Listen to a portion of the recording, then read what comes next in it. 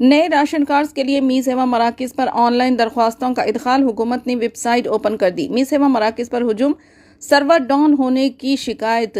महकमे civil supplies ने रियासत में नए राशन कार्ड की इजराई के लिए दरख्वास्तों के इदखाल की सहूलत फराहम की है। हुकूमत ने 2 दिन कबल मी सेवा मराकज़ में नए राशन कार्ड के लिए ऑनलाइन दरख्वास्तों के इदखाल की सहूलत का ऐलान किया था, लेकिन चंद घंटों में मी सेवा सेंटर्स पर वेबसाइट बंद कर दी गई है। अवाम में बेचैनी को देखते हुए मुख्तलिफ गोशों से हुकूमत को नुमाइंदगी की गई, जिसके बाद आज शाम 4 बजे से मी सेवा मराकज़ पर नए राशन कार्ड के लिए वेबसाइट ओपन कर दी गई है। अवाम अपने करीबी मी सेवा मराकज़ पर राशन कार्ड के लिए दरख्वास्तें दाखिल कर सकते हैं। महकमे सिविल सप्लाईज ने दरख्वास्तों के इदखाल की आखिरी तारीख का सरकारी तौर पर ऐलान नहीं किया, ताहम मी सेवा मराकज़ के जिम्मेदार 28 फरवरी तक सहूलत का तयखुन दे रहे हैं। वेबसाइट के आगाज़ के साथ ही शहर के तमाम मी सेवा मराकज़ पर दरख्वास्तों के इदखाल के लिए अवाम का हुजूम देखा जा रहा है। मर्द और ख़वातीन क़तार में अपनी बारी का इंतजार कर रहे हैं। नए राशन कार्ड के लिए अरकान ख़ानदान के आधार कार्ड, बरक़ी बिल और गैस बिल की तफसीलात दाखिल की जानी चाहिए। मी सेवा मराकज़ पर सिविल सप्लाईज महकमे का वेबसाइट दरख्वास्तों की कबूलियत में टेक्निकी मसाइल से दो चार है। वक्फे से सर्वर डाउन की शिकायत मिल रही है।